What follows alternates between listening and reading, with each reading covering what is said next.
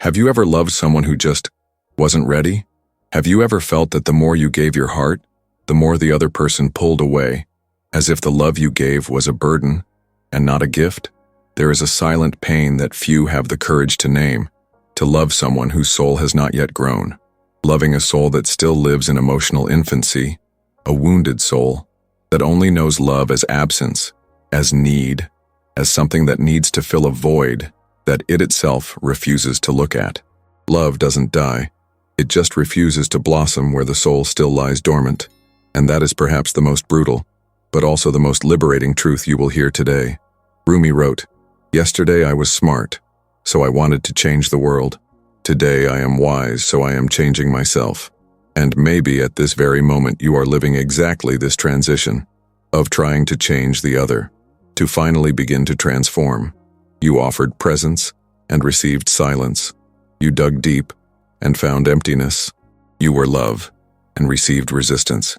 Not because you love wrong, but why you tried to flourish in a soil that was never watered with emotional truth. Maybe the soul you so long to reach is still fighting shadows you can never overcome for it. Because love is not a salvation. Love is a mirror, and when it reflects something that the soul does not want to see, it runs away, rejects, denies. This video is not about giving up on love. It's about recognizing where love cannot and should not flourish. Because love, when it is true, requires the presence of soul. It requires emotional maturity. It takes courage to be vulnerable and not use the other person as a crutch for old wounds. Maybe you are tired of giving yourself completely and still feeling like it's never enough. Tired of expecting reciprocity from someone who is still emotionally absent. Tired of trying to build a home where there is only internal ruin. But listen to this carefully. The problem was never the intensity of your love, but the immaturity of the soul that received it. And this pain of loving someone who hasn't grown inside yet is not your fault. It's just an invitation, a call to look at yourself, to find yourself again, and to understand that the awakened soul does not need to beg for love. It becomes its own garden. This is the space where words aren't just words. They are scars and wings. Here we don't talk about love like someone selling fantasy. We talk about love like someone who has bled trying to blossom in infertile land, like someone who has already begged for crumbs and now chooses the banquet of self-knowledge. You will understand why so many relationships fail even with so much feeling. Why do you feel like you love more than you should? Why sometimes it seems like love hurts more than it heals. But that's not the end. It's just the beginning of an awareness. Because there is a truth that can change everything. Love blooms, but only where there is a ready soul. And maybe the soul that needs to grow now, be yours. So, take a deep breath, allow yourself to feel, and come with me on this journey. Because what comes next, it can change the way you love forever. But before we continue, I want to make you a silent but profound invitation. If up until now something inside you has recognized itself in these words, if your soul has whispered, "It's me," at any point, so write in the comments right now, "My soul is ready to blossom." This simple gesture is not just an interaction. It's a pact, a small ritual of awareness. It's like saying to the universe, "I see myself, and I'm ready to be seen." And if this video has already touched some invisible part of you, if it made you feel less alone, so leave your like. He is the one who shows me that it is worth continuing to talk to your soul. And subscribe to the channel because here, each video is an unsent letter, a mirror, a chance for silent healing. Now breathe, because what comes next? It's the dive. Let's talk about the pain you feel but never knew how to name. The pain of trying to love while still rebuilding itself from the inside. Have you ever noticed how some people beg for love, but don't even know how to recognize it when it arrives? As if every gesture of affection, every genuine presence, every sincere word is interpreted as a threat, as an exaggeration, as a burden. Sometimes those who cry out most for love are precisely those who haven't yet learned to look at themselves honestly. And the most painful part is when you, with all your pure intentions, try to touch that soul, but it's still armed against any real approach. The truth is, many don't want love. They want relief, temporary relief from their own unhealed wounds, an emotional anesthetic, something, or someone to distract them from their inner chaos. But love isn't a distraction. Love is a mirror, and the mirror frightens those who aren't ready to see their full reflection. How can we expect flowers from a garden where the earth has never been healed? How can we plant affection in soil that still bleeds? You're not exaggerating because you want depth. You're not overly demanding because you expect emotional maturity. You're just tired of watering deserts hoping for harvests that never come. You're just exhausted trying to be whole for two. Because there's something no one teaches you, but life forces you to learn. Loving isn't sacrificing yourself to the point of disappearing. Loving is sharing what overflows, not trying to fill what the other refuses to touch. The invisible problem isn't the absence of love. It's the lack of internal preparation to receive it. And this happens more often than you might think. Most relationships fail not because of a lack of feeling, but because of emotional immaturity. Because there are those who want to be held, but reject the embrace. There are those who desire presence but hide at the first sign of vulnerability. There are those who say they want to be loved, but can't bear the light that true love ignites. You've probably experienced this. You gave the best you had. You were there, whole, available, with an open heart. But on the other side, all you found was confusion, distance, games, sabotage. This isn't because you loved too much. It's because you loved someone who still doesn't love themselves. And souls who don't yet see themselves can't see those who truly see them. They run, they attack, they shut themselves down. The cruelest thing about this dynamic is how much it can make you doubt yourself. It can make you wonder if you're asking too much, if you're loving wrong, if there's something in you that needs fixing. But the answer is simple and brutal. Maybe you're just trying to build a sacred temple on land where the other person is still digging holes. Maybe you're calling love what, in reality, is just an attachment to the idea that you can heal someone with your presence.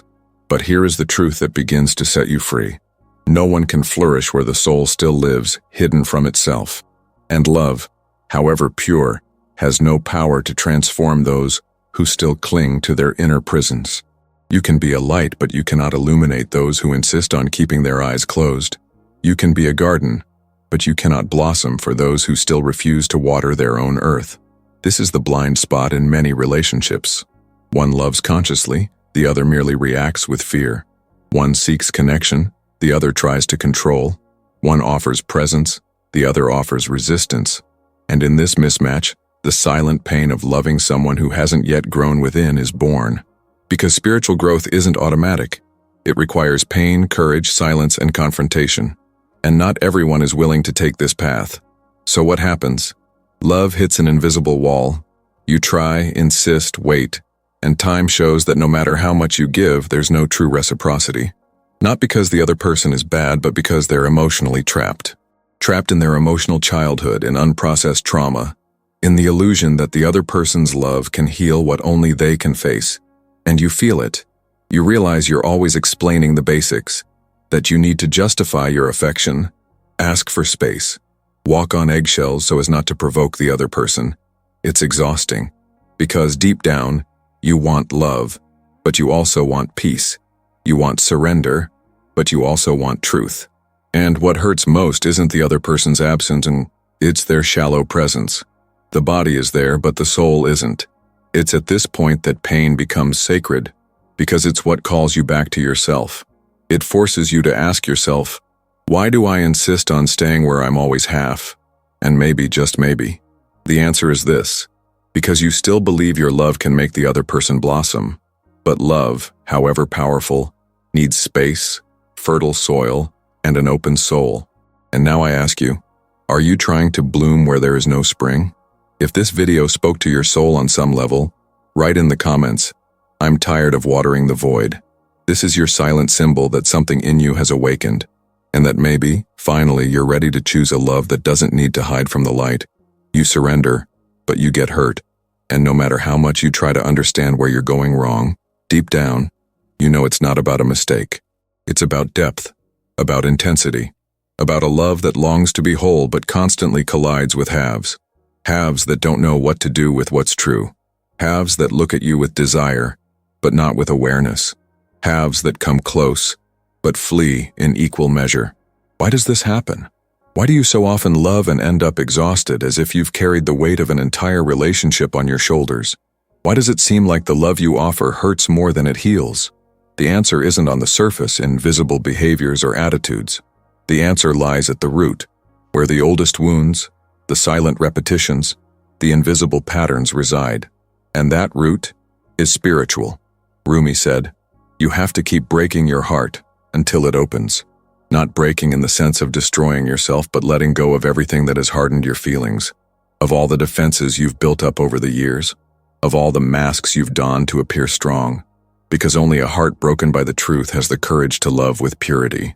The spiritual root of the pain you feel today is connected to the wounded soul that still seeks love, like someone seeking salvation, like someone desperately trying to find in another what they've lost within themselves. That's why you attract or cling to people who aren't ready yet, because on some level, you also carry a part of you that still believes you need to fight to be loved, that you need to deserve it, prove it, endure it, to then receive crumbs of attention. But love is not a reward. Love is presence. Love is soul recognition. And no soul, no matter how much it desires to love, can sustain true love while still lost to itself. It's like trying to build a temple on ruins. You can build the walls, erect the structures, paint the details, but everything will crumble over time, because the foundation is not healed. You feel it when you realize you're repeating stories, that the scenery changes, the names change, the faces change, but the pain is always the same emptiness after the enchantment, the same frustration after the surrender, the same loneliness within the relationship, and at some point you start to wonder, could the problem be me? But maybe it's not about being the problem. Maybe it's about being stuck in a spiritual cycle that hasn't yet been broken, a cycle where you love with your soul, but you haven't yet learned to love your own soul first. And until this self-love is ingrained, you'll continue seeking in others a completeness that needs to come from within. The wounded soul wants to love, yes, but first it needs to find itself. It needs to return home. It needs to face its shadows. It needs to cross the silence it so avoids. Because no relationship can heal what you refuse to look at, and no presence can sustain love if the absence within keeps screaming louder. That's why so many of your loves end without explanation. It's not because you weren't enough. It's because the other person didn't yet know who they were. And when someone doesn't know who they are, they can't know what they're feeling. Everything gets confused. Connection becomes a burden. Depth frightens. Affection becomes a threat. What you call rejection is often just the consequence of offering light to those still hidden in darkness. And this isn't judgment, it's a spiritual realization, because there are souls who are still asleep, and when you touch them with truth, they shrink back. Not because you did anything wrong, but because that light reveals too much. The pain you feel today may be proof that you are awakening, that your soul is no longer content with superficial relationships, that you no longer want to beg for attention or force connections. You want truth. You want surrender. You want a love that doesn't need to be translated or explained. A love that recognizes your soul, even in silence. But to achieve this, we must accept that conscious love doesn't flourish just anywhere. It needs space, it needs fertile soil. It needs someone who has also gone through the dark night of the soul and emerged more whole. Someone who knows that love isn't about filling a hole, but about overflowing together. You start to change when you stop asking, "Why didn't he choose me?" and start asking, "Why did I insist on offering myself where there was no room for me?" You begin to heal when you understand that it's not your job to save anyone, that every soul has its own time, that some encounters were merely mirrors and not destinies, that some pain comes to teach you to choose yourself more firmly. And this awareness hurts, but it also liberates. Because when you understand the spiritual root of your pain, you stop blaming yourself, and you begin to reconnect with your truth, with your center, with your own soul. If this moment in the video touched a memory, an old pain, or a truth that you always felt but never knew how to say, write in the comments, "My soul is coming home." This phrase may seem simple, but it has the power to seal an internal decision, to mark the beginning of a new stage, a stage where you stop chasing and begin to become the place where true love can finally blossom. You've spent so much time trying to understand why it wasn't enough, that you've forgotten what it says about you. Not about your worth, but about your vision. About how much you still believe, on some level, that loving someone is the same as saving them, that your love can heal them, that your surrender can change them. But the truth is deeper and quieter. What no one told you is that love doesn't save those who haven't yet awakened. This is the hidden key that almost no one has the courage to look at, because it shatters the most seductive illusion, that with the right love, everything changes. That all it takes is loving more, with more strength, with more patience, with more faith, for the other person to transform before you. But there's something you need to accept, even if it hurts. It's not that the other person doesn't love you. It's just that they don't even see themselves yet. And how can someone who doesn't recognize themselves truly see you? How can someone who hasn't yet transcended their own shadows sustain the light of true connection? How can someone who doesn't listen to themselves hear your silence, your body, your emotions? Love requires more than physical presence. It requires an awakened heart, a conscious soul, a commitment to truth. You spent sleepless nights trying to understand why he pulled away, why he started so intensely and ended so coldly, why everything that seemed like a promise turned into distance. But deep down, none of this had anything to do with the intensity of your love. It had to do with the depth he couldn't handle, with the light you carried, and which he wasn't yet ready to see. The key is not to make the other person change.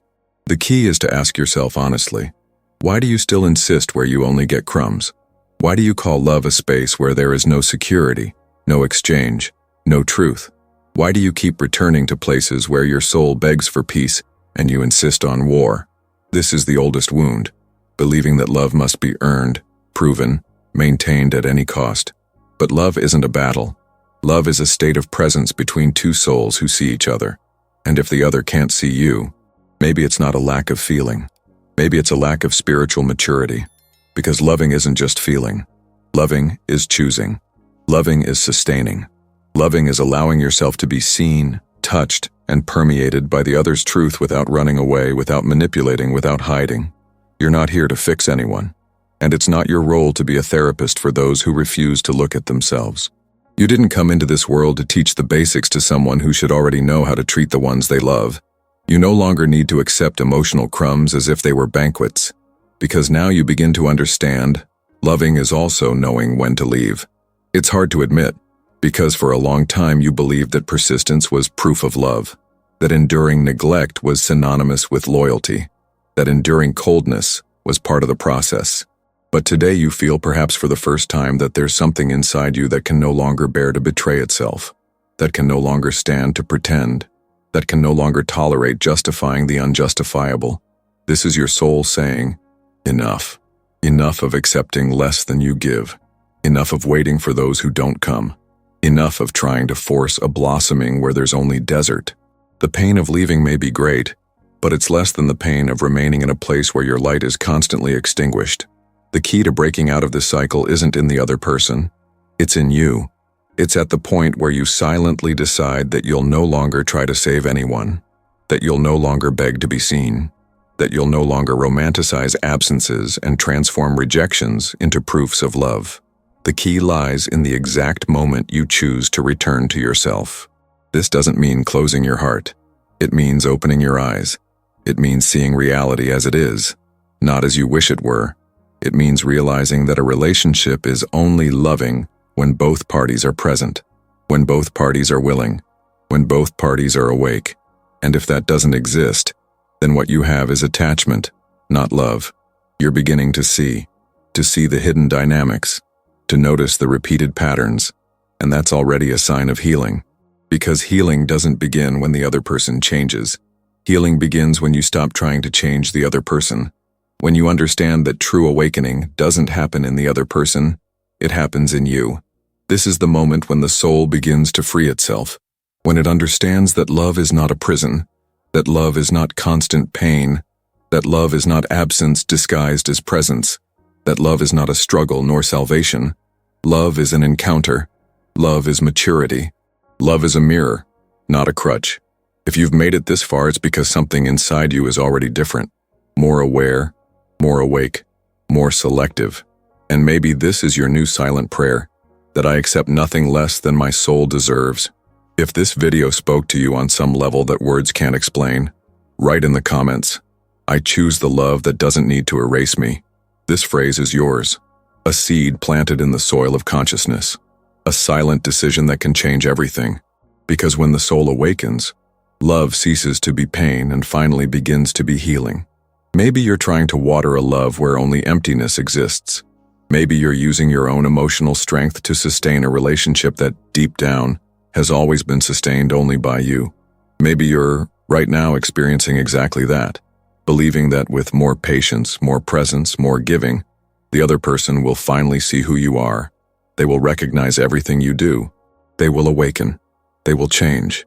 They will finally love you as you deserve. But every day is the same waiting, the same feeling of absence disguised as presence, the same dynamic where you speak and aren't heard, where you demonstrate and aren't seen, where you give yourself but feel like you're embracing the wind. Every day you justify. Every day you make excuses for the other. Every day you silence your intuition just to keep believing what you have is love, when in reality it's mutual neediness, attachment, projection. It's an attempt to heal old wounds with the presence of someone who is also hurt, but refuses to heal. Maybe you're exactly like her. Let's call her Anna. Anna was that woman everyone said was strong, intense, and loyal. She believed that love was synonymous with persistence, that loving someone meant never giving up, even when everything told her to. She met a man who spoke beautiful words, who had a mysterious gaze, and a wounded way of being. This attracted her. She believed she could heal him with her light. She believed her constant presence, her words of support, and her emotional dedication would be enough to transform him. At first, he seemed receptive, but little by little everything became a burden. He would pull away for no reason, disappear for days, and get irritated when she wanted to talk. He couldn't handle her feelings, the depth of what she offered. He made it seem like the problem was her, that she was too intense, too demanding, too sensitive. And Anna, instead of backing down, gave herself even more, as if by trying so hard, she could convince him she deserved to be loved. She spent months trying to be the remedy for his pain, ignoring her own pain, ignoring her own emptiness. She became an expert at deciphering his silences, anticipating his distancing, avoiding his outbursts. She tried to do everything right. She was careful, affectionate, present, but he kept withdrawing. He kept absent. He kept not seeing himself, and therefore he could never truly see her. Until one day, after another night of his absence, Anna had an internal breakdown. It wasn't an outburst. It wasn't a scream. It was a silent exhaustion, a point of emotional exhaustion that made something inside her break. But this time, what broke wasn't her heart. It was her illusion. The illusion that love was enough. The illusion that she could carry two hearts on her back. The illusion that one day, he would wake up and finally be ready. It was there that she understood what no one had told her, that no matter how much you love someone, if they're not ready to love, everything becomes suffering. It was there that she realized she was trying to water barren soil, expecting flowers from someone who didn't even know there was a seed inside, and that holding on to someone emotionally absent isn't proof of love. It's a reflection of a soul that still feels invisible. Anna's story isn't unique. Maybe it's yours too. Maybe you're still trying to heal with love those who only know love as pain. Maybe you're still trapped in a story where you believe that more presence solves the problem, that more tolerated silence changes the other. Maybe, like Anna, you're slowly being consumed by the hope of a love that never fully arrived. Before, you believed you could heal with love. You believed that if you gave enough, the other person would change. That if you were understanding enough, everything would fall into place. That if you loved deeply, the other person would stop running away. But then you begin to realize that true love doesn't blossom on its own. That there's no point in being a garden if the other person insists on being a rock. That there's no point in being a home if the other person keeps wandering around like someone who doesn't want a roof over their head. Then you understand that true love only blossoms between awakened souls, between people who have already made their own way back inward, who don't wait to be completed, but to be shared. Who know that love isn't about demanding, nor dependence, nor consumption. Love is about being. It's about seeing. It's about sustaining. It's about not running away when the other shows their truth. You begin to see that the pain you feel today isn't the end. It's the transition. It's the call to stop insisting where there's no longer a path. It's the invitation to return to yourself, to heal from the idea that you'll only be loved when the other person improves, when they understand, when they change. No, Healing begins when you understand that you're ready to experience something greater, and that true love doesn't require you to shrink to fit anyone's emotional immaturity.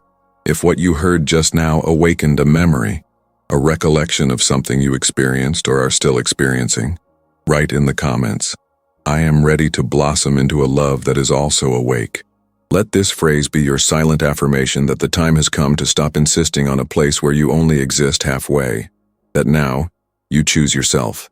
That now, your soul finally begins to blossom. You are not here to be a garden for those who constantly pluck your flowers. This phrase, when understood with an awakened heart, changes everything. Because for so long you believed that this was what love was. Giving, enduring, holding on. As if true love were some kind of continuous sacrifice. As if being good were the same as self-denial. As if being chosen depended on how much you are able to tolerate absence, contempt, silence, and emotional distance. But there is a point along the way where this logic ceases to make sense. And that point is where your awakening begins. Rumi wrote, "Do not fall in love with a sleeping soul. It will mistake your love for pain." This is a truth few have the courage to face. Because love doesn't hurt. What hurts is loving someone who is still spiritually asleep. Someone who interprets affection as a threat, who understands care as a demand, who turns your most genuine gesture into an invasion. When you love a sleeping soul, everything you offer in light is translated by them as shadow. Not because you've done anything wrong, but because they're not yet ready to receive it. And not being ready isn't an offense. It's a condition, a stage. But you're not obligated to keep trying to blossom in a place that insists on living in winter. You're not obligated to remain in a cycle where love always returns to you in the form of absence, in the form of doubt, in the form of devaluation. Because you're not difficult to love. You simply loved where love couldn't yet be born. A shift in consciousness begins when you stop asking yourself, "Why doesn't he love me?" and start asking yourself, "Why do I keep giving my heart to someone who doesn't know what to do with it?" This shift in focus, this silent reversal, is the first step toward emotional liberation. Because the problem was never the size of your love. The problem was its direction. You directed love, attention, time, and energy toward someone who was still trying to find themselves. And in the process, you lost yourself. You forgot to listen to yourself. You lowered the volume of your own intuition to hear the silence of others. You dimmed your own light to avoid disturbing the darkness of others. But this comes at a cost, a price that the soul begins to exact in the form of fatigue, anxiety, low self-esteem, and inner turmoil.